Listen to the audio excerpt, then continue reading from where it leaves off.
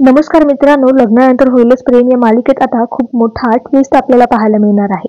मित्रांनो, काव्याला जे आहे ते आता जीवावर प्रेम आहे, पण तिला काहीच करता येत नाही. याचं कारण म्हणजे मित्रांनो, आता जीवा जो आहे तो आता नंदिनीमध्ये अडकत चाललाय आणि मित्रांनो, खरं तर त्याचं देखील काव्यावर प्रेम आहे, पण त्याला एकीकडे आळ आणि एकीकडे वीर असं त्याचं झालंय. त्याला काव्यही दिसते आणि त्याला नंदिनी देखील दिसते. तर मित्रांनो, आता नंदिनी आणि जीवाचं जवळ येणं हे आता काव्याला बघवत नाहीये. त्यामुळे ती स्वतःच्या जीवाचं बरं वाईट करून घेते. ती काय करते, की स्वतःच्या हाताला दुखापत करून घेते आणि मित्रांनो त्यामुळे तिला हॉस्पिटलमध्ये न्यावं लागतं आणि ती खूप विचित्रसारखं वागते. आता नंदिनीला थोडं कळलेलं असतं, की काव्याचं नक्कीच कुणावर तरी प्रेम होतं आणि त्याच्यामुळेच काव्य जी आहे ती असं वेड्यासारखं वागायला लागली. पण आता जेव्हा नंदिनीला कळेल, की तिचं जीवावर प्रेम होतं, तेव्हा नंदिनीच्या पायाखालची जमीनच सरकेल मित्रांनो. तर मित्रांनो, आता पुढे काय होईल हे सगळं पाहणं रंजक असणार आहे. पण मित्रांनो, काव्य जी आहे ती आता असं केल्यामुळे लवकरच कळेल कदाचित, की जीवा आणि काव्याचं प्रेम होतं.